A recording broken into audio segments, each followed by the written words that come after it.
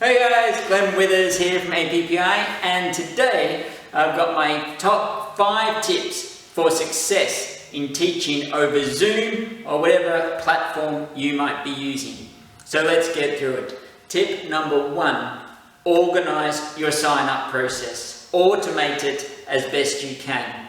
So what you don't want to do is be wasting a whole lot of your time and energy shooting off emails here, there and everywhere and trying to sort of manage that sign up and sign on process. So first top tip for me is automate the way that you run your Zoom classes.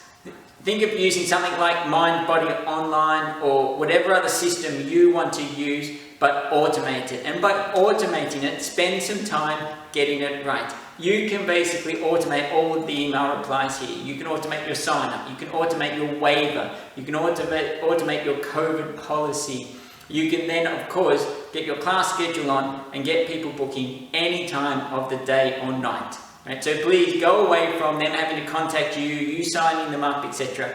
Automate the process. Make sure that you cover all of the relevant things that you need to in terms of your COVID warnings and your consent forms and everything else that you need. But it can all be fully automated and can save you an enormous amount of time.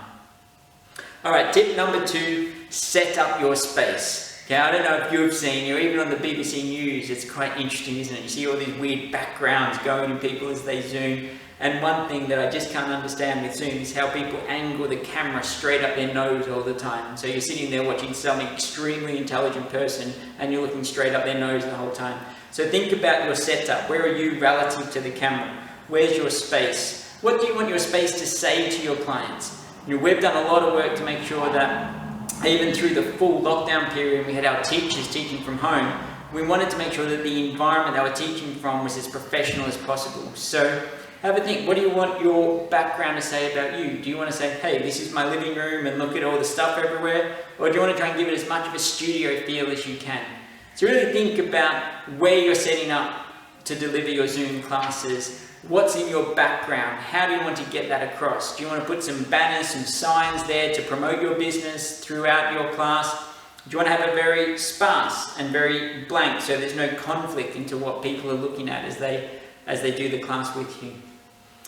All right, and then it's the simple things that make such a difference here, guys. Please listen to me on this one.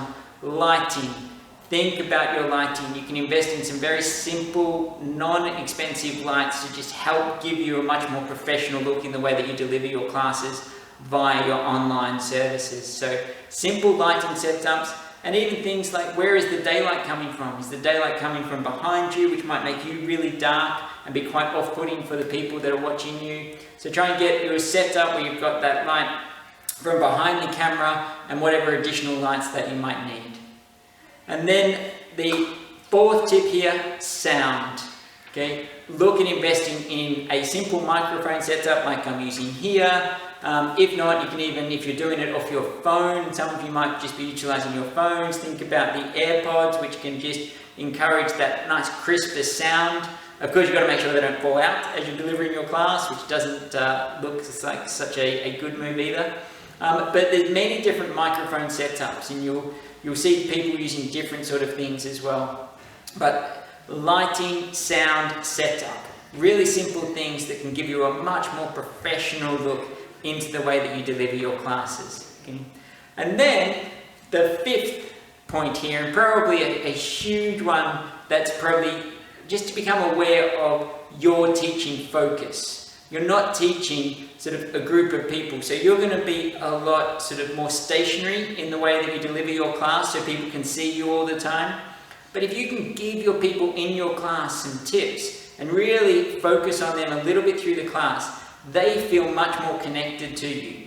So this again comes down to how you're setting up your classes in a way. You're just going to make it a free-for-all and have 40, 50 people all muted, or are you going to try and make it more of a studio feel? So limiting class numbers to give a more expert feel.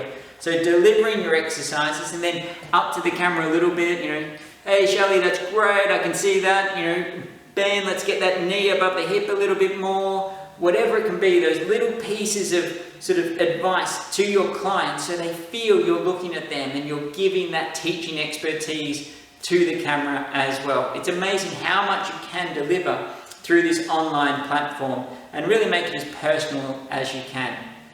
So there's my top 5 tips for making a success of your online teaching. I hope they're of value to you, and I'm wishing all of you the very best of luck in this challenging environment.